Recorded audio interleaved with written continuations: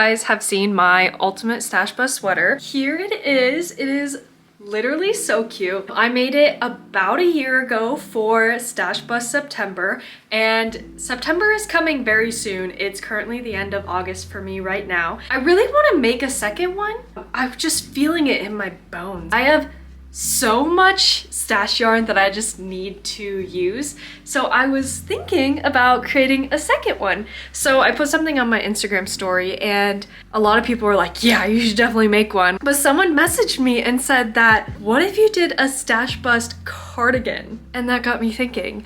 I do love my sweater a lot, but I love cardigans. And I think it would be so cute to make this but make it a cardigan. So come with me as I design a stash bust cardigan, an ultimate stash bust cardigan. So it'll look basically the same besides the fact that it will be split down the middle and be a cardigan. I think I want to make it a little bit bigger too to use more stash yarn. Now I think it's just time to go look at all my stash yarn and see what I think I can do. So I am by my yarn cabinet. Sorry the lighting's bad. We are in the basement. So let me show you. Please don't judge my stash. This is why we're doing this, okay? And this is also after I went through and donated a lot of it. So here's my yarn stash. We don't have much up here, so it's okay. And then there's a whole other cubby down below that you guys can't see. Yeah, so I have a lot of yarn that like I know I have projects for, so I'm probably not gonna touch that. Or at least I want to use it for a project, so we're not gonna touch those. So the pattern for the sweater uses weight 4 yarn, and I did that specifically because I have so much weight 4 yarn in my stash that I need to use. So I'll probably do the same. Might have it a made to measure pattern, which means that it's basically like a made to measure, meaning you can use any weight, but I do it with a calculatable interactable PDF. Pretty cool. I'll put a link down in the description if you want to go check out more details on it. I have a free pattern for it if you want to just play around with it. Anyways, so I am gonna pick weight 4 yarns to make this cardigan. I'm gonna try to pick out a few colors to see what I think will look good. You can use literally any amount of colors that you want. And then I also wanna pick colors that I know I have a lot of for the ribbing.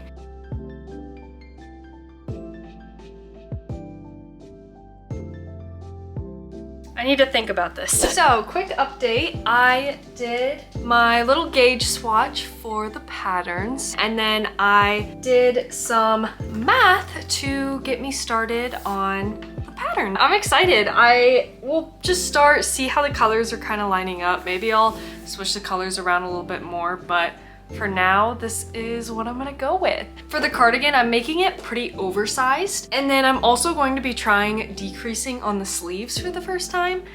Usually I don't really do that just because I just wasn't really sure how to do it, to be honest. So this is gonna be a little bit of an experiment to slowly like decrease all the way down to the wrist instead of just having it like a big square, which is what I usually do. Hey guys, so last night I spent a lot of time just starting the sweater. I hate it.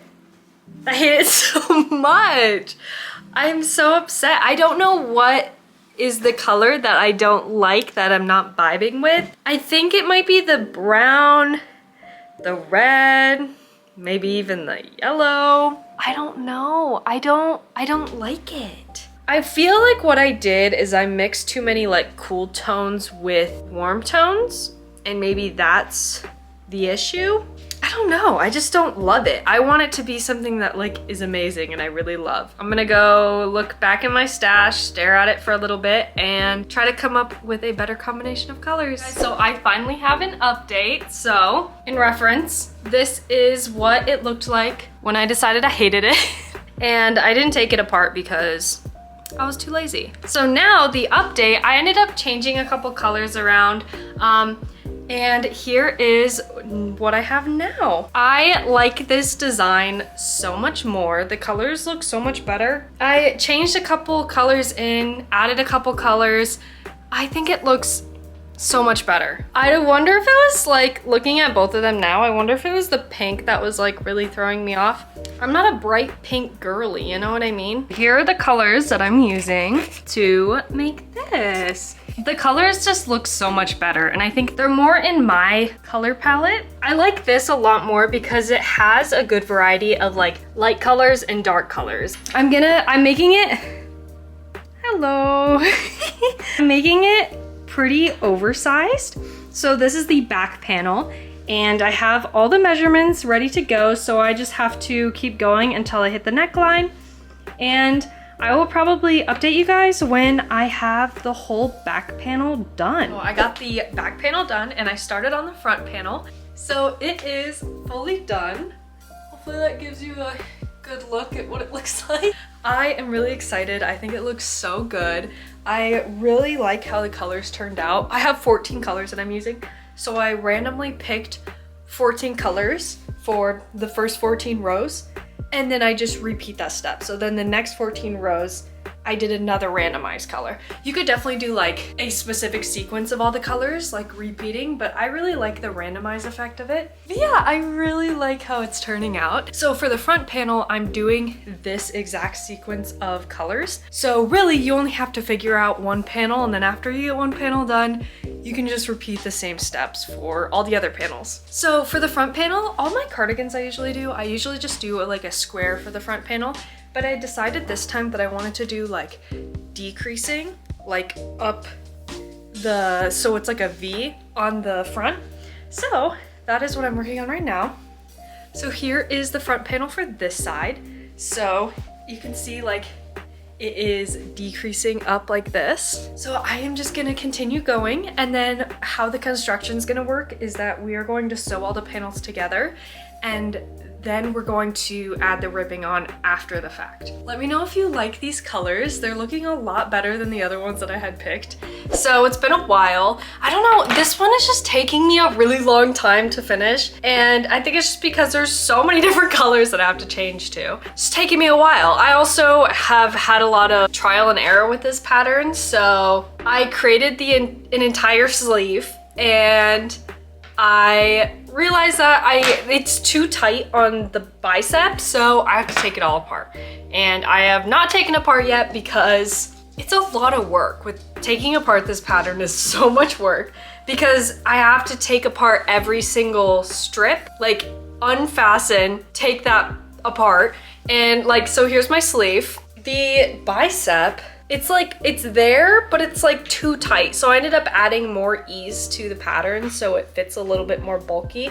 Because right now it's like very tight to my arm, which is weird because I set the ease to 3 inches and it's not 3 inches. I don't want to take this apart. So I started on the second front panel. So right now I have the one front panel done and the back panel done, and then I seamed it up. So here is the cardigan so far. I did have to take apart some of the front panel because I started decreasing way sooner than I needed to, which kind of sucked.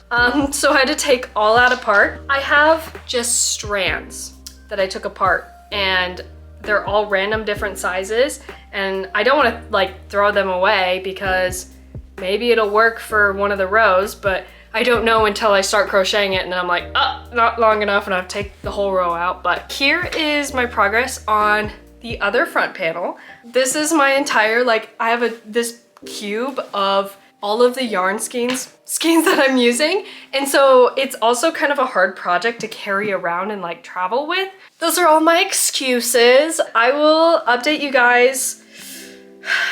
I don't know when, but I will update you guys soon. Look at how it's going. So this is actually pretty soon after my last video. I've been kind of cranking down on trying to finish it. Oh, the ribbing looks so good. I was scared I wasn't gonna have enough yarn for this ribbing. It looks a little weird because the sleeves aren't on yet. I did steam it a bit because it was just kind of like very boxy, but since I'm using all of acrylic yarn, but I steamed it and it fits like super nice now. So now we'll just start working on the sleeves. So I have been trying to make the sleeves for the cardigan and it has been so rough. So basically what happened, you know, I'm just gonna insert the clip. I've been kind of hinting at it for a while, but I am working on an ultimate stash bust cardigan and it's coming along good. It's just taking a while for me because I can't get the sleeves right. I am trying to decrease the sleeves for the very first time. I usually just do like square sleeves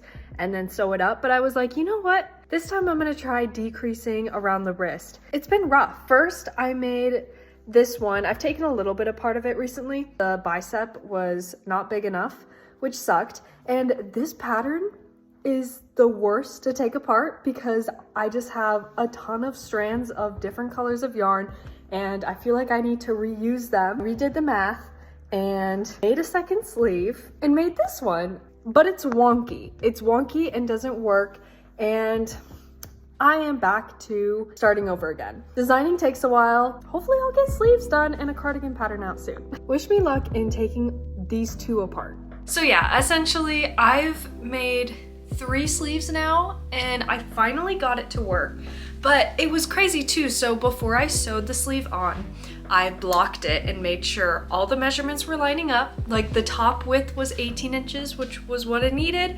The bottom width was 9 inches, which is what I needed. And then I sewed it onto the body after blocking it to the right measurements, and it like got smaller again. And I think the issue is just because all these different yarns are like all different thicknesses, and it's causing issues because of that.